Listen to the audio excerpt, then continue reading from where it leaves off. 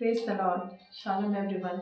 मसीह में मेरे प्रियो, आज मैं यूसुफ की कहानी के द्वारा कुछ बातों को बताना चाहती हूँ।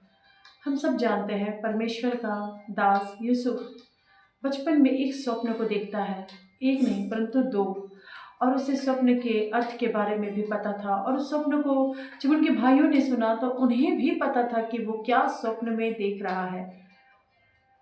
और उसने जो स्वप्न देखा, उस स्वप्न के अंदर जो चीज़ें थी वो ये थी कि यूसुफ जो है वो ऐसा महान बन जाएगा कि उनके भाई और उनके पिता माता सब उसके सामने दंडवत करेंगे, जबकि वो बहुत भाइयों में सबसे छोटा बेटा था। ये कुछ अजीब उनको लगा स्वप्न। और यूसुफ को पहले से याकूब बहुत प्यार करते थे, उनके पिता बहुत प्यार करते थे। इस वजह से उनके मन में उसके प्रति थोड़ा सा ये भावना थी कि मेरे पिता जो है वो बहुत ज़्यादा यूसुफ को प्यार करते हैं। लेकिन ये चीज़ जो उनके अंदर में थी, ये एक प्यार भावना में बदल गई जब उन्होंने इस बात को जाना कि यूसुफ ने एक ऐसा स्वप्न देखा है जिसमें हम सब उसको दंडवत करेंगे, यानी कि यूसुफ बहुत बड़ा होने जा रहा है। मसीह में मेरे प्रियो, जब लोग आपकी उन्नति को निश्चित रूप से जान जाते हैं कि आप बहुत उन्नति करने जा रहे हैं, लोग आपसे जलने लगते हैं। भले उनको पता होता है कि ये परमेश्वर की ओर से है, ये आशीष परमेश्वर की ओर से आ रही है, लेकिन लोगों के अंदर में जलन आता है, उनके अंदर में द्वेष भावनाएं आती है, नफरत आता है, बैर आता है।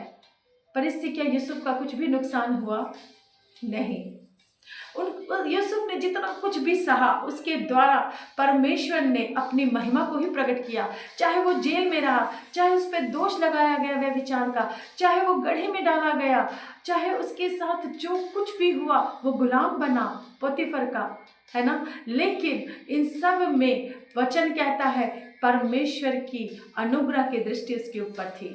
वो जहाँ कहीं भी जाता था सिर होता था।